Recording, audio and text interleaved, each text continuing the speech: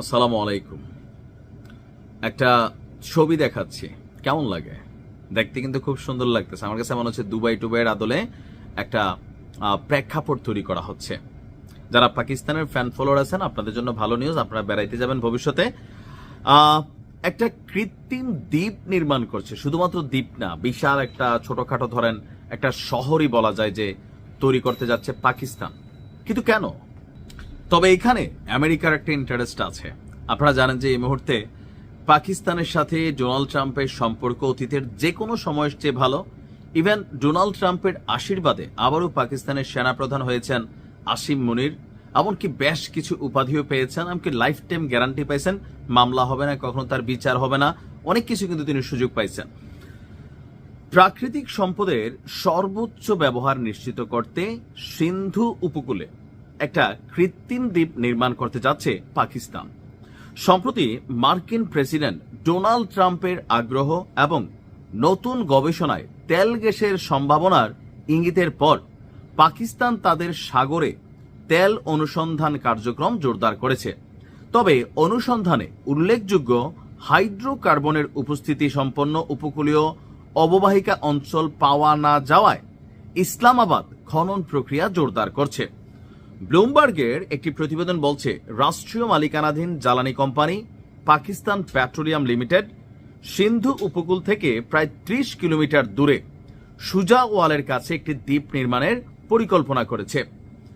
PPL এর general manager Arshad পালকের উদ্ধৃতি দিয়ে প্রকাশনাটি জানিয়েছে, লঞ্চ প্যাডটি 6 ফুট উচ্চতায় লম্বা হবে, যেন জোয়ারের কারণে সার্বক্ষণিক অনুসন্ধান কাজে কোনো বাধা না হয়।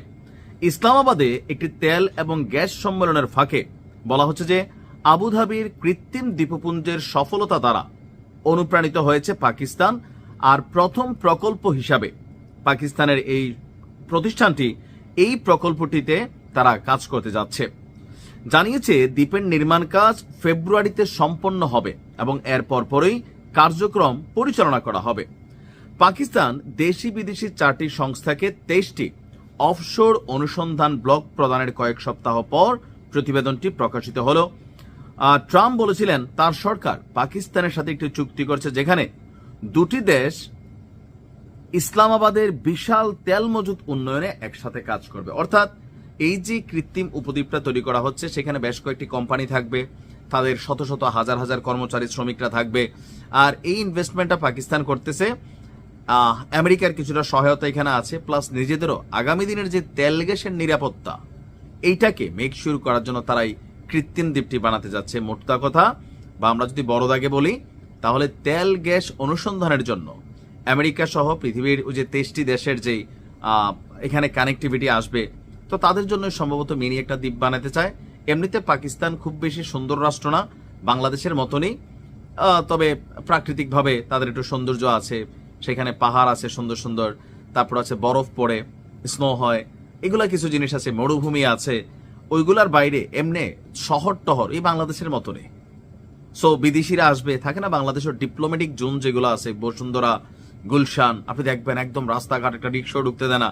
ওই এলাকার মানুষ এক ধরনের ভাবে গাড়ি টাড়ি চালাইয়া জীবনযাপন করে, বড়লোক এলাকা। আর আমরা যারা গরিব, রিক্সার মধ্যে বসে থাকি, ওদিক দিয়ে পাবলিক টয়লেট খোলা, রাস্তার মধ্যে কেউ পিশাব করে, হ্যাঁ, এদিক দিয়ে কেউ ভিক্ষা করে, কেউ গান গাচ্ছে, রৌদ্র লাগতেছে, আমাদের গরম লাগতেছে, তা আমাদের জীবনটা হচ্ছে আলাদা। তা আমাদের এই জীবনটা আমাদের রাষ্ট্রগুলা বিদেশিদেরকে দেখাইতে চায় না, দেখাইতে চায় ভাই তোমাদের জন্য আলাদা একটা সিস্টেম করে দেই, একটা দ্বীপই বানাই ফেলি, দেখা যাক কি বানায়, সময় বলবে।